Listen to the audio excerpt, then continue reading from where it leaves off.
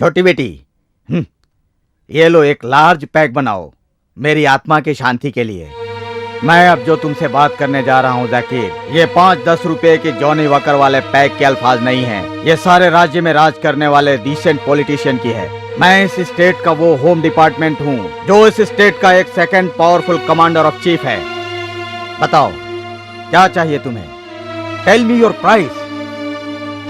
मेरे बच्चे, ये तो तुझे पता ही होगा कि गुंडागर्दी में तू बहुत बड़ा डॉन है, इसीलिए भी नहीं, और ना ही विनायक राव तुझसे डर के तुझसे कॉम्प्रोमाइज करेगा। तुझे अच्छी तरह पता होगा, यू नो माई इंटेंशन, कि मुझे सपोर्ट करने के लिए, इस विनायक राव को सपोर्ट के लिए कौन कौन है। जानता हूँ मैं, मुझे पता था।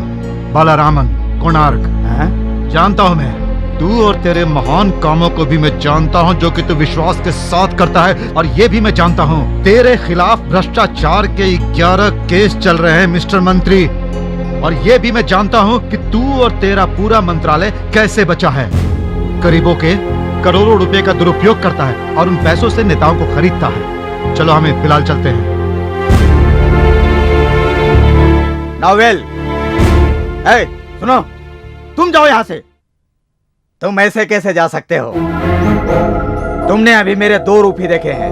2 ही नहीं, एक और चेहरा है। विनायक राव का तीसरा रूप नहीं देखा। अबे कुत्ते, ये जो तेरी मूछें ऊपर रहती है ना, उससे लोग डरते होंगे। अबे हरामी, ये जो तू अपने मुंह पर मोटी मोटी मूछें रखता है ना, उसे हमेशा सिनेमा के स्टाइल में घुमाते रहता है तू। उससे कोई और नेता या मिनिस्टर डरता होगा। तुझे मैं बॉम्बे से कोच्चि में लाकर इतना बड़ा किया, ये तेवर देखने के लिए नहीं, तेरा इस्तेमाल करने के लिए। अरे तेरे से बड़े बड़ों को मैंने देखा है अपने गांव में, तो फिर तू किस खेत की मूली है? अरे तेरे दूध के दांत तो अभी गिरे नहीं है ठीक से, और तू विनायक राव को धमकी देने आया है। तुझे मैं देख लूंगा तुझे। मेरा हाथ। विनायक राव जी प्लीज चुप। विनायक राव के बच्चे, बता रहे विनायक राव ने तुझे कहाँ पढ़ाया है? अबे जकीर, इस पूरे स्टेट की पुलिस फोर्स को और होम मिनिस्ट्री को अपनी उंगली के इशारे पर नचाने वाला ये विनायक राव 24 घंटे भी नहीं लगेंगे तेरा बोरिया बिस्तर बांध के। ये विनायक राव एक तिनके की तरह इस स्टेट से बाहर फेंकवा देगा, लेकिन ऐसा नहीं करेगा। एक बात ध्यान रखना, समझे? इस विनायक राव की मदद करने वाले लोग, इस विनायक राव की जिंदाबाद करने वाले लोग, और इस विनायक राव के खिलाफ जाने वाले को टुकड़े टुकड़े करने वाले लोग बहुत पड़े हैं मेरी पार्टी में। बहुत लोग हैं, लाखों लाख लोग खड़े हो जाएंगे मेरी पार्टी से एक आवाज पर। अगर मैंने एक भी आवाज लगाई तो हमारी पार्टी के लोग तुझे कुत्ते की तरह फाड़ के फेंक डालेंगे, समझा क्या? जाकिर हुसैन, वो छोड़, औलाद जैसे मसल्स वाले लोग सैकड़ों की तादाद में है मेरे पास, जिनको एक इशारा करूंगा ना, और उनके मुंह में एक हड्डी का टुकड़ा डालूंगा, और उनको एक इशारा करूंगा तो तेरी जान ले लेंगे वो। मैं अगर कहूँ तो तेरे हाथ पैर बांध के वो यहाँ से अपने स्टेट में लेके जाएंगे। वो दिन रात तुझे टॉर्चर करेंगे, तुझे तड़पाएंगे, तुझे रबर की तरह नोच डालेंगे। वो है ना, वो तेरा बाप जिसे तू बापू बोलता है, जाने दे, तू अभी बहुत छोटा है। और देखे मेरे हाथ में जो गट्ठे पड़े हैं ना, ये गट्ठे ऐसे नहीं पड़े हैं, समझा? पिछले 45 साल में केरला के अंदर मशीन चलाकर बनाया हुआ फौलादी हाथ है ये। देख, तूने जितने को नहीं मारा विनायक राव ने, इन्हीं हाथों से तुझसे कहीं ज्यादा खून किए हैं इस विनायक राव ने। समझ गया क्या तू? तूने गन देखा है क्या? गन कभी? चल बता मुझे। वो जो तेरे हाथ में लेके घूमता है ना, वो 150 ग्राम का तमंचा, वो नहीं गन। अबे डबल बैरल गन। अच्छा वाला डबल बैरल गन है मेरे पास। हफ्ते में 2 बार उसमें तेल डाल के साफ करके अपने कमरे में संदूक में रखा है। 10-15 तो हमारे घरों की दीवारों पर टंगे रहते हैं ये डबल बैरल गन। अरे जरूरत पड़ने पर उसे यूज करने में नहीं चुकेगा ये विनायक राव। तुझे भी गोली मार सकता है ये विनायक राव। तेरे को बोला था हाथ मत रख। साले तेरे जैसे बहुत कमीनों को मैं देख चुका हूँ। क्यों रे, तू मुझे बताएगा कि तू कितना बड़ा गनमैन है? अबे तेरे जैसे गनमैन को तो मैं यूं चुटकी से मसल के रख देता हूँ, क्योंकि मेरा नाम है जाकिर हुसैन। तेरे को क्या लगता है मैं तुझे जानता नहीं? अच्छी तरह जानता हूँ मैं तुझे। साले 4 मीनार के नीचे बैठकर एक बीड़ी के लिए तरसता था तू, और आज तू इतना बड़ा महारथी बन गया है। ये भी मैं जानता हूँ कि यहाँ तक पहुँचने के लिए तूने कितने कुकर्म किए हैं। अगर इन्हीं घुटनों से मैंने तेरी छाती न तोड़ी तो मेरा नाम जाकिर हुसैन नहीं। तू जो नेता बनकर गरीबों का खून चूस रहा है ना, तुझे पता नहीं कि जब जनता का आक्रोश जाग जाता है तो वो तेरे जैसे नेताओं का क्या हाल करती है। मुझे अपनी ताकत दिखाएगा। इस वक्त मैं इसीलिए आया हूँ ताकि तुझे अच्छी तरह से पटक के मारूं मैं। चल साले, तू जानता है ये कौन है? ये अहिंसा के पुजारी थे।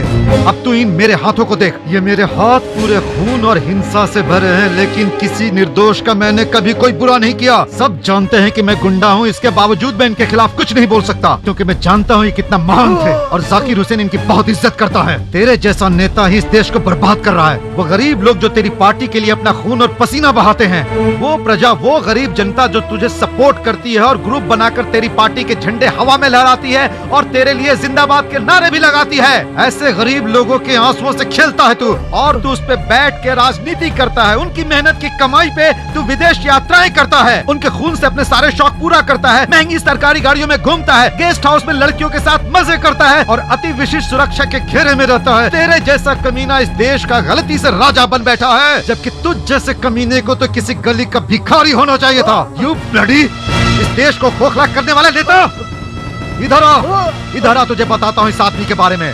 इस महान आत्मा ने पूरे ब्रिटिश साम्राज्य का सामना किया, वो भी पूरे साहस के साथ, पर तुझ जैसे गंदे लोगों के नाते इनको भी असंतोष उठाना पड़ा। हाँ, तुझ जैसे गंदे नेता के कारण इस महान आत्मा को, इन्होंने अपने रग रग से, खून के हर कतरे से देश के हित में, देश के लिए राजनीति की है। इनको क्या पता था कि एक दिन कोई नाथूराम गोडसे गन लेकर आएगा और इनके सीने में गोली दाग देगा और मरते वक्त इन्हें कहना पड़ेगा, हे राम, हे राम। कभी इन्हें तू क्या समझेगा ये बात? इन्होंने महात्याग किया है, इस देश के लिए सब कुछ दिया है, लेकिन तुम लोग क्या करते हो? चारों तरफ हिंसा फैलाते हो। अरे मैं होता तो तुम जैसे कमीनों को खुद AK-47 से भून के रख देता और ऐसे सब लोगों को मार डालता, खत्म कर देता। मैं चुन चुन कर खत्म करता, भगा भगा कर मारता मैं, और उसके बाद कहता हराम हराम हराम। इस महान आत्मा ने क्या नहीं किया इस देश के लिए, यहाँ के लोगों के लिए, पूरे गरीब प्रजा के लिए पूरा समर्पित है ये। इस महान आदमी ने खुद अपने देश के लिए खादी के कपड़े बनाए और इस खादी से पूरे देश को भाईचारे का, एक रहने का संदेश दिया। सारे देश की ताकत को एक साथ लाए। ये खादी नहीं, देश की आत्मा है। तुम्हारे जैसे भ्रष्ट नेता इसे पहनकर इसकी इज्जत और सम्मान की धज्जियां उड़ाते हैं। बर्बाद करके रखा है सब कुछ तुम लोगों ने। कोई हक नहीं तुझे, कोई हक नहीं तेरा इस खादी पे। जो बापू की कदर नहीं करता, उसकी नजर में इस खादी का महत्व क्या होगा? इसीलिए उतार कर फेंक दे तू इस खादी को। चल उतार कर फेंक इस खादी को। तुझे इसे पहनने का कोई हक नहीं है, कोई हक नहीं तुझे, क्योंकि तेरे जैसा भ्रष्ट नेता, जिसकी शरीर, जिसकी आत्मा, सब कुछ बर्बाद हो चुकी है, सब कुछ खत्म हो चुकी है, उससे इस खादी को पहनने का कोई अधिकार नहीं हो सकता। इसे उतार कर फेंक दे।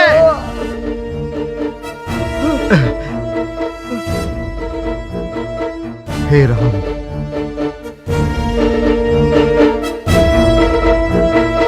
अल्हम्दुलिल्लाह, अल्हम्दुलिल्लाह। ये जिंदगी उसी की है जो किसी का हो गया, प्यार ही में खो गया। ये जिंदगी उसी की है जो किसी का हो गया। ए बीड़ू। जी भाई। प्यार ही में खो गया। ये जिंदगी।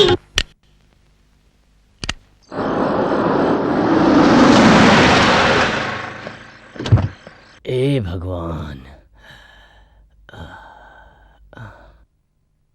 अरे सुंदर भाई है क्या? हाँ है ना। वेटिंग फॉर रमन भाई। हाँ बीड़ू। वो भी मेरे शुभ चिंतक है ना।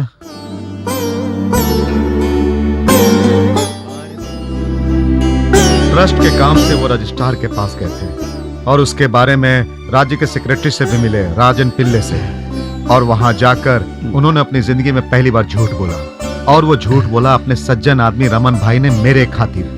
और उसके बाद वो जाकर मुख्यमंत्री से मिले, जो कि उनका क्लासमेट है, और उनसे ये प्रार्थना की कि जाकिर हुसैन को माफ कर दिया जाए। मगर विलास राव यहाँ का चीफ मिनिस्टर का राइट हैंड है और वो सीएम के बाद दूसरे नंबर पर है। सीएम के पास जाकर आपने जाकिर हुसैन के लिए भीख मांगी, लेकिन वो किसी की भी नहीं सुनता सिवाय विलास राव के। जबकि सीएम के कॉलेज के सहपाठी हैं कुरियन और आप रमन भाई, मैं सही कह रहा हूं ना? इसके बावजूद वो विलास राव की बात सुनेगा, आप लोगों की नहीं, क्योंकि वो उनकी पार्टी का एक प्रमुख नेता है। तो फिर आप मुझे बताओ कि वो जाकिर हुसैन को माफी कैसे दे सकता है। मुझे यहाँ चारों ओर सबके चेहरे पर डर दिखाई दे रहा है, वो भी मेरे लिए। सिर्फ और सिर्फ डर है सबकी आंखों में। लेकिन एक बात जान लो तुम लोग, मैं नहीं डरता, मुझे नहीं डर भाई। मालूम है रमन भाई, फिर युद्ध होगा, और ये जो युद्ध होगा वो कोई नया नहीं होगा जाकिर हुसैन के लिए। उस गृह मंत्री विलास राव, उस बलराम और देवदेवन को पता है कि मुंबई में मेरी क्या हैसियत है। मैं चाहूं तो चुटकी में उन्हें बर्बाद कर सकता हूं। मैं बापू को मारने की कोशिश करने वाले को कभी नहीं छोड़ूंगा, खत्म कर दूंगा मैं। अगर उन्हें सजा देने में मेरे प्राण भी चले जाए तो मुझे कोई अफसोस नहीं होगा, और मैं खुशी खुशी अपने प्राण की आहुति दे दूंगा। और मैं जानता हूं कि ये बात आप लोग भी अच्छी तरह जानते हो ना हमीद भाई? क्या आपको विश्वास नहीं है रमन भाई? हाँ?